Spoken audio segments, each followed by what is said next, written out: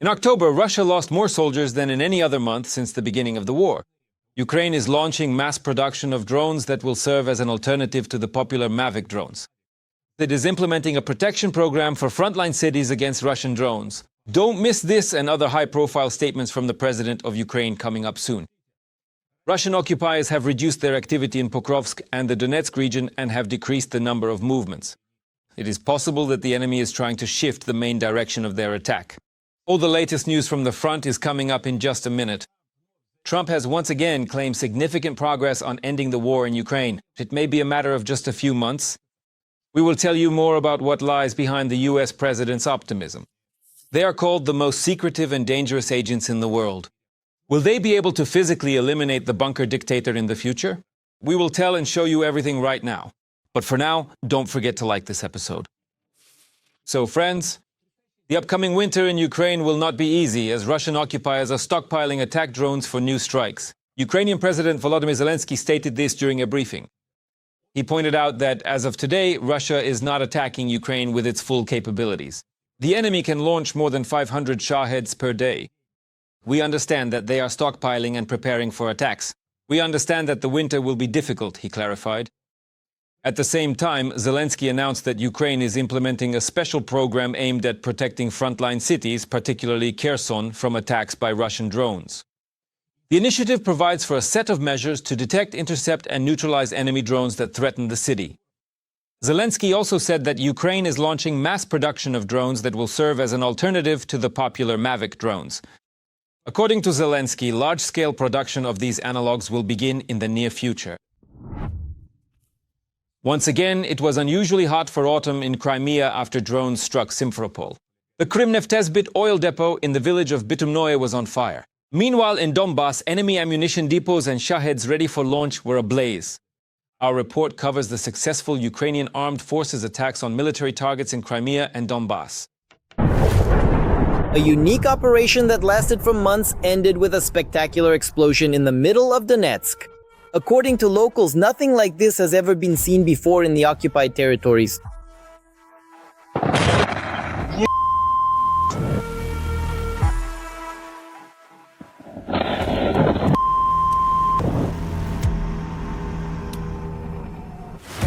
Where did the strikes hit? What was destroyed? And most importantly, what did the Ukrainian armed forces use? Judging by the special effects and the massive explosions, it was the Flamingo missiles at work. So let's go through everything step by step. The night before, a powerful explosion rocked Donetsk, after which, according to eyewitness videos, a fireball rose into the sky resembling a nuclear mushroom cloud, and windows were blown out in buildings several kilometers from the epicenter.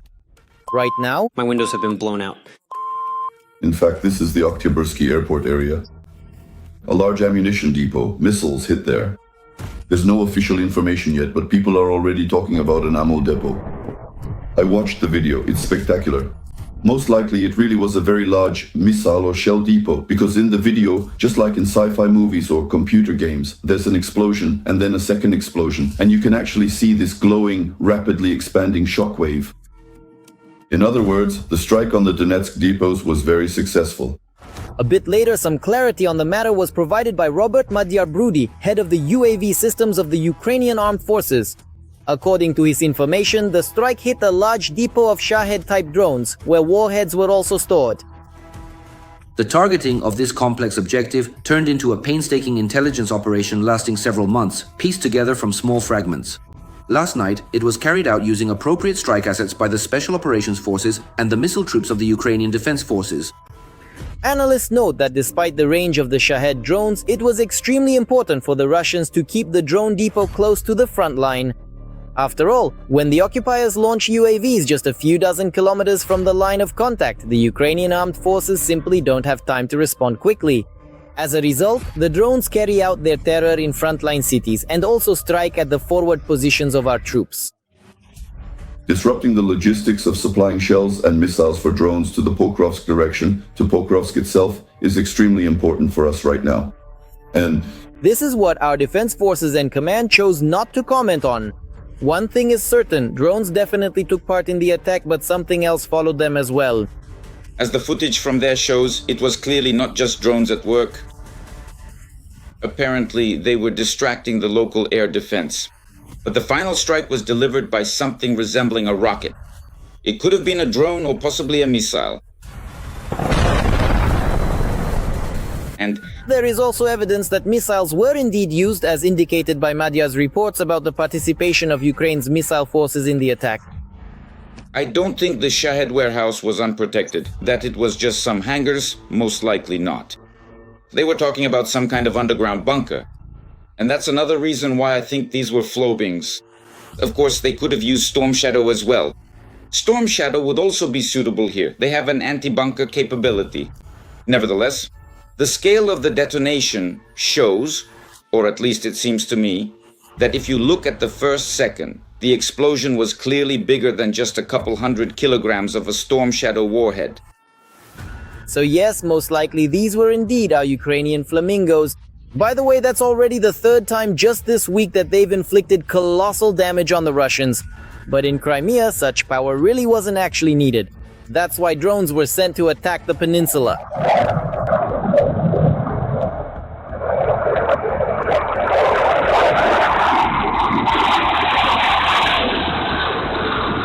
In occupied Simferopol, around 2:30 in the morning, a fire broke out at an oil depot. Presumably, we're talking about Krimneftezbit in the area of the village of Bitumnoye. There were also reports of 4 strikes in Gvardeyskoye. After that, smoke rose into the sky. There, the strikes likely hit the local thermal power plant, which temporarily ceased operations. Russia is trying to capture Pokrovsk as quickly as possible in order to promote the narrative worldwide that it is supposedly capable of occupying the entire Donbas. There are currently more than 300 Russian soldiers in the city. This was reported by Ukrainian President Volodymyr Zelenskyy at a briefing.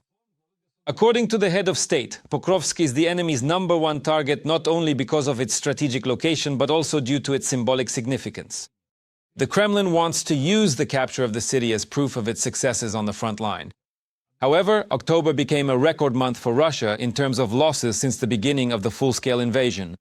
According to Zelenskyy, at least 25,000 Russian soldiers have been eliminated by drones alone. At the same time, 2,000 to 3,000 more have yet to be confirmed. And according to the 7th Rapid Response Corps of the Air Assault Forces, Russian invaders have reduced their activity in Pokrovsk and decreased the number of movements. In this way, the enemy is trying to minimize losses and is waiting for reinforcements from its main forces. According to Ukrainian defenders, the enemy's plans are confirmed by its attempts to establish logistics through the southern outskirts of Pokrovsk. The situation in Myrnohrad also remains tense. According to the defenders, after numerous unsuccessful attempts to storm the city from the east, the enemy will try to change the direction of its attack. American leader Donald Trump stated that his foreign policy goal is to reduce nuclear weapons, that is, denuclearization. According to him, he has already discussed this topic with Russia and China, saying, "We can destroy the world 150 times over." And there is absolutely no need for that, said the head of the White House. But in reality, Russia and the US are still exchanging nuclear threats and already with practical actions that lead to escalation. Our journalists investigated how far this could go. The doomsday clock is approaching midnight. After Putin refused to accept Trump's terms regarding ending the war in Ukraine, Russia and the US began brandishing their nuclear clubs. The White House and the Kremlin started considering conducting nuclear tests. Here, all this nuclear hysteria is directly connected to the efforts of the Trump administration. At the moment of ending the war in Ukraine, the Russian Federation is trying to use the topic of possible nuclear tests as the last argument of kings in implementing its own plans to end the war. During Putin's meeting with the Russian Security Council, Defense Minister Andrei Belousov suggested preparing for full-scale nuclear tests as a response to the actions of the United States.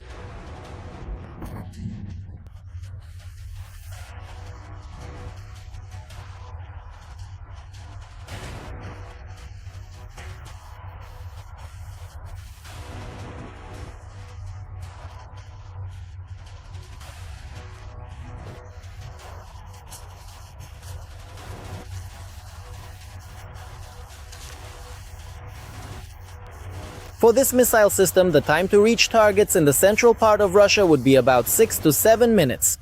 In reality, it was Putin and his servants who first set the wheels of nuclear escalation in motion. The creation of the Burevestnik made it possible to conduct tests of the Poseidon. There is simply no equal to this weapon. The president personally oversaw the implementation of this project from start to finish. The president personally oversaw the implementation of this project from start to finish. We are now seeing the results of the country's increased defense capability. And today, those abroad who wish us harm must... They are preparing to go, bowing to our Supreme Commander-in-Chief, just so that this weapon is not used. The statement by the US president about possible nuclear tests, as well as the launch of the Minuteman III intercontinental ballistic missile, were responses to the threats posed by the Burevestnik and Poseidon. Russia is conducting tests, China is conducting tests, but they don't talk about it. You know, we are an open society, we are different. We have to talk about it, otherwise you'll write about it yourselves. They don't have journalists who would write about it. We will conduct tests. Nuclear tests are a serious step. Officially, the superpowers have not conducted them for more than 30 years. Moscow last tested its atom in 1990, the US in 1992. The key document regarding mutual deterrence between the two nuclear superpowers is the bilateral treaty between Russia and the US, New START. It concerns mutual reduction and monitoring of nuclear arsenals. The document is valid until February 2026. But in 2023, the occupying country unilaterally suspended the treaty. Currently, in nuclear matters, China has the greatest influence on the non-proliferation regime. Beijing has not yet had its final say. And let me remind you, it was the reaction of official Beijing that once put an end to the matter. In the Russian Federation's attempts to destabilize the international situation at the moment of possible use of tactical nuclear weapons against the territory of Ukraine. It is no coincidence that after meeting with Xi Jinping in South Korea, Donald Trump announced work on a denuclearization plan involving the US, Russia, and China. According to experts, if Moscow does not abandon its nuclear rhetoric in the near future, in addition to American pressure, the Russian authorities will also start to feel pressure from the Chinese. In addition to the corresponding military pressure from the United States on the Russian Federation and targeted responses, one should also expect corresponding diplomatic efforts from official Beijing. US President Donald Trump has once again announced significant progress on ending the war in Ukraine. While speaking to the press, Trump noted that 3 months ago, his administration brokered a peace deal between Armenia and Azerbaijan.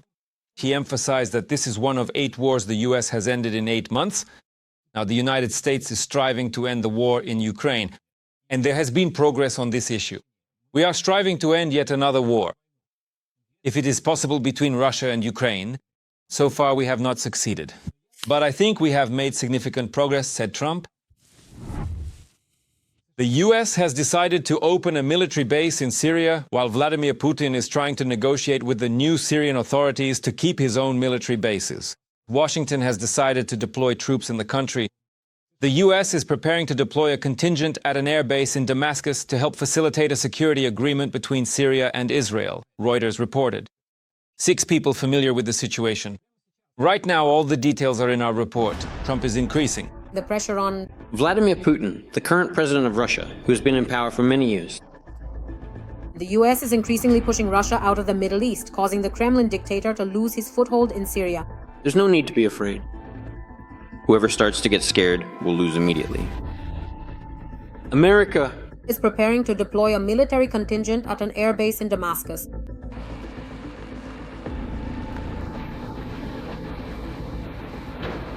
Syrian sources note that this is not only about a military presence, but also about establishing a center for intelligence, refueling, logistics, and humanitarian missions.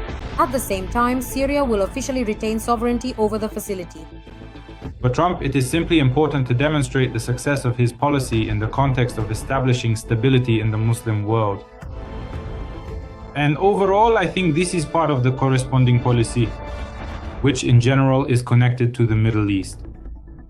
That is, overall, Trump is focused on ensuring that the Middle East achieves a stability that would not interfere with oil extraction. The new base will be located near Syria's southern borders, close to areas that are planned to become a demilitarized zone as part of the upcoming pact between Damascus and Tel Aviv. The mediator is the administration of US President Donald Trump, who is personally overseeing the negotiations. The United States expects that there will be some kind of new regime in Syria, which at the very least will be quite loyal to Israel, which will help to further stabilize the situation in the region and gradually reduce tensions. So the main goal here is to reduce tensions, to ensure that there are no new escalations, and for the United States, in this way, to avoid the need for a constant large-scale military presence in the Middle East. In summary, this approach is intended to promote ongoing stability and peace throughout the region. According to Reuters, American C-130 transport planes have already conducted test landings at the base. Local staff have confirmed that American specialists have been arriving there in recent weeks.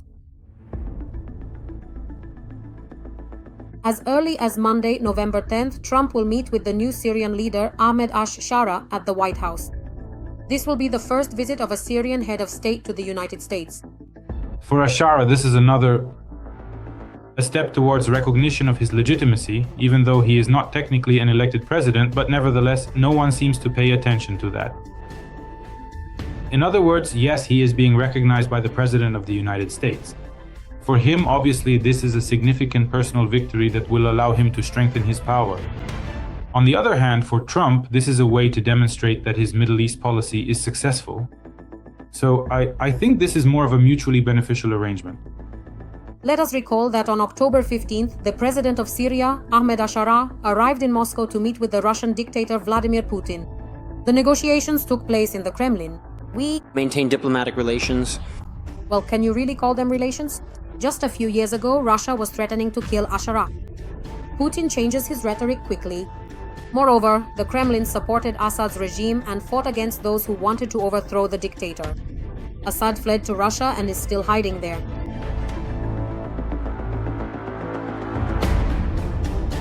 Russia, which had maintained its influence in Syria for decades, now finds itself outside the key processes. After the fall of Assad's regime, the Kremlin lost its military bases and political clout in the region, and the United States took over the vacated space. It's clear that the new Syrian authorities are bargaining. Who will make the better offer? And so far, it seems that the offer from the United States looks more attractive to the new Syrian authorities. If everything continues to go in this direction, in this vein, it is quite possible that, although there may not be any formal break with Moscow, Moscow will clearly lose its influence. Still, I think that in any case, we can't say that Moscow's current position in Syria is comparable to what it was during Assad's time. Russia is losing its influence on the world stage, which is evidence of the failure of Vladimir Putin's foreign policy. And this is only... Every voice matters. Join our community, support independent journalism and help us bring you the truth from Ukraine. Become a member of Ukraine Today. Join us now. The beginning. The bodyguards of the Kremlin maniac Putin are called the most secretive and dangerous bodyguards in the world. Videos about them rack up millions of views. Somewhere a bodyguard catches sight of a suspicious object, somewhere else he shields Putin from a potential attack, and elsewhere he pushes strangers away from his boss. Questions arise: who are all these people in suits really? What do they do and how are they hired for this job? And most importantly, perhaps these very people who have access to the body could one day physically eliminate the bunker dweller. All of this will be covered in the following report. They are always nearby. At summits, funerals, hockey games, and even in the sauna. Putin's bodyguards are not just security, they are an entire parallel universe where the main purpose in life has become preserving the body of the aging dictator. They stand like statues, scan the crowd, and seem not to blink. If someone gets too close, they instantly form a human shield. A video is going viral on foreign social media, where Putin's bodyguard looks like a Terminator. His gaze seems to have scanned the entire crowd in a second. There are a huge number of videos about Putin's security online. But who are all these people and why are they trusted more than any minister? In the 90s, St. Petersburg's Vice Mayor Putin didn't have state security, so a private bodyguard, Roman Tsepov, a former celebrity bodyguard, was by his side. Here, within the walls of the Kremlin, the history of our country has been made for centuries. Here he is, Roman Tsepov, in the center of the frame, standing right next to Ksenia Sobchak and Alexander Rosenbaum during Putin's inauguration. Tsepov became not just a bodyguard, but a mediator between the future president and the criminal world. Through him passed both casino contracts and flows of black cash. So let's just say the beginnings of Putin's security service were rather creative. The head of the security agency repeatedly carried out all sorts of delicate assignments. For example, it is believed that it was Tsepov who acted as the intermediary between Putin and the St. Petersburg crime bosses. When Putin became president, the myth of a constant threat became part of the cult. Officially, there were allegedly 5 assassination attempts on him. Snipers, Arabs, Chechen militants, a set of enemies to fit the mood. And the more threats there are, the more security he gets. 5 assassination attempts, as I was told. Not as many as on Castro. There were 50 attempts on him. According to official data, there were 5 on you. Yes. Since then, Putin's security has become not just a service, but almost a whole religion. To get into the inner circle, you need to be not just healthy and loyal. You need a perfect passport, no beard, no tattoos, and no doubts. All of Putin's bodyguards have service experience. This could be the FSO or FSB academy, and before that, military schools. Candidates go through several interviews, talk to a psychologist, and of course, take a polygraph. How else can you find out if the person guarding Vladimir Vladimirovich is a patriot or not? The average age of Putin's bodyguard is 36, with a salary of 80 to 100,000 rubles. Yes, they protect the nation's treasure, but earn less than a Moscow sales manager. Still, they get honor, stability, and trips to Gelendzhik on assignment. Alexei Dyumin, the main star of the Kremlin's security, is said to have saved Putin from drowning and even from a bear. Over the years of service, Dyumin rose from bodyguard to governor of Tula and later became a presidential aide. Essentially, Putin's security detail is a career elevator, upward but only through loyalty.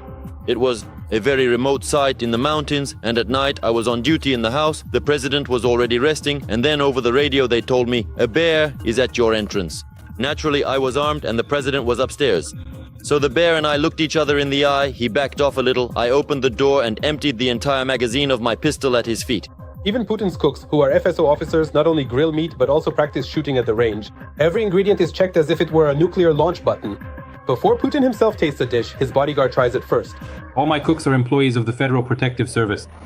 They are military personnel holding various ranks. I don't have any other cooks. Today, Putin travels in an armored train equipped with a hammam, a gym, and secure communications. And everywhere he goes, a special suitcase follows him. Inside, there's neither paper nor a laptop. Inside are the president's biomaterials. Putin's security feeds him, protects him, and idolizes him. Because in a system where one person's safety is the top priority, it becomes more important than the safety of the entire country. While some people use the war and human tragedies for self-promotion, like the Putin'S shamans Mizulina did with their ridiculous wedding, others, without any pomp, selflessly support Ukraine and its civilians, as global star Angelina Jolie has done. Judge for yourselves, and don't forget to like this episode. They really went all out to ingratiate themselves on the 20th anniversary of their beloved Putin holiday, the so-called Day of Russian Unity. The Kremlin's rhymester and informant got married in Donetsk. News of this wedding came from the propagandists' social media. They all posted the edited video at the same time. Against the backdrop of pale pink walls and a painting with rose petals, the shaman and Mizulina are dressed in khaki. As fashion experts identified from the photos, the newlyweds are wearing military-style jackets from the unpatriotic brand Yves Saint Laurent. I acknowledge your desire to enter into marriage as mutual, voluntary, and sincere. And sincerely. I just simply ask, please. The wife to respond, and the couple, I ask the bride to respond. For the 41-year-old happy bride, this is her first marriage. The shaman willingly and sincerely belts out in the registry office, yes, for the 3rd time already. The most famous among the guests of the much-publicized couple from the Russian world is collaborator and militant Denis Pushilin. The rest of the witnesses were clearly gathered in a hurry, security. Wedding experts were struck by the vulgarity of this celebration. What kind of wedding is it if even the only somewhat high-profile guest Pushilin didn't stay? Moreover, I even have a specific comment from the wedding florist. I want to read it out so it's clear that we're seriously analyzing what's happening here. The roses for the bridal bouquet were not chosen from the most presentable variety. This may indicate that Ekaterina clearly didn't put much effort into the wedding bouquet, unlike 90% of brides. Usually women approach this matter with great care, choosing peony-like varieties of roses, ranunculus, or delicate mixed bouquets. Here we see some kind of complete randomness. And here's a man, again, a man in a blue sweater. You can see him on the right. So this is apparently some kind of reference, it seems, to a conspiracy theory that goes back to Crocus. All in all, it actually looks pretty bad. So obviously this is apparently some kind of initiative from the shaman and Mizulina, which wasn't even supported at a higher level, from which we can conclude that they're apparently just imitating some kind of activity and influence, but in reality, it seems to me their positions are only getting weaker. But the main thing that shaman and Mizulina managed to do was to get back into the spotlight of the Russian media and the dictator. Their trip to occupied Donetsk, even with their visits to the occupiers' memorials and cathedrals, though ideologically charged, was clearly uninteresting to the average person. And for this pair of propagandists, analysts say, it is extremely important to score points. National Unity Day, the holiday's 20th anniversary, Vladimir Putin's favorite holiday, which Vladislav Surkov invented especially for him. And for the first time since 2022, there was no solo concert by shaman for this holiday. It wasn't shown on television. What an inconvenience. They say that shaman's problems began when, just recently this summer, he tried to present a party to Mizulina. Remember that music video? When he said to Katya, I'm giving you a gift, and he gives Katya a party. And apparently this whole story wasn't really coordinated with the presidential administration, because the reaction to it was, to put it mildly, bewildered. And basically the singer was put in his place. They told him he should sing, and that Mizulina should handle politics within those boundaries. The boundaries assigned to her by the appropriate comrades. And it's precisely because of these difficulties, I think, that Mr. Dronov went off the deep end. He had to come up with such a flashy PR stunt as a wedding in Donetsk. I mean, honestly, any other wedding probably wouldn't have gotten this kind of cringeworthy attention, unlike this bizarre marriage ceremony, because neither Mizulina nor the shaman, nor do they actually live in Donetsk. Most likely this was done simply just to get into all the news and to show Vladimir Putin, like, look how great and loyal we are. We got married in Donetsk, so why don't you let Yarik have his concerts back, keep showing him on TV, and that way guarantee him those fabulous fees. Because the shaman gets huge fees, which, as they say, have recently shrunk quite a bit.